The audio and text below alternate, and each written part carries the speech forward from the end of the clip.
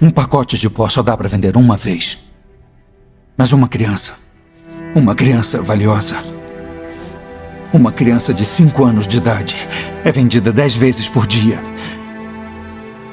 Por uns 10 anos. E as pessoas comuns nem querem saber. É feio demais para uma conversa civilizada. Enquanto isso, mais de 2 milhões de crianças por ano são jogadas nos poços mais profundos do inferno. Acredite em mim. Se ninguém agir,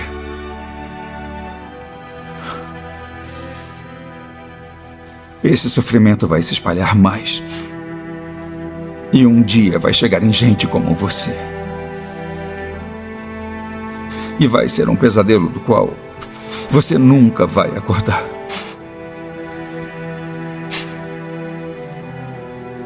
Acho que eu não consigo fazer esse trabalho, Tim. Deixa eu te perguntar. Quantos pedófilos já pegou? Com o de hoje, 288. Nada mal, não é? E quantas crianças achou?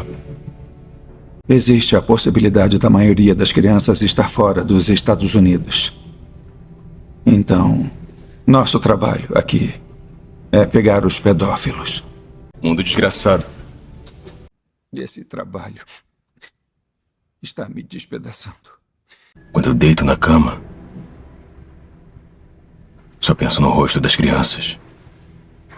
E essa é minha única chance de tentar juntar os meus pedaços. Tá querendo tirar uma criança de 11 anos de um território desconhecido. E daí? A área é controlada pelos rebeldes. Eu sei. Eu não tô nem aí pro que pode acontecer com a gente. Ela pode ser morta.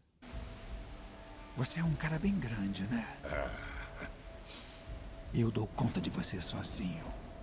¡Me respeta, cabrón! Oh. Hermano. E carne. Fala pra esse imbecil baixar essa arma. Sinto muito, Tim. Resgatamos 54. Quítale las esposas. Tá ouvindo?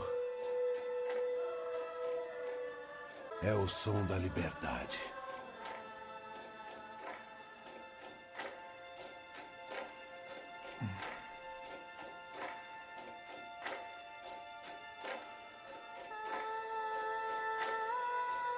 Tô ouvindo.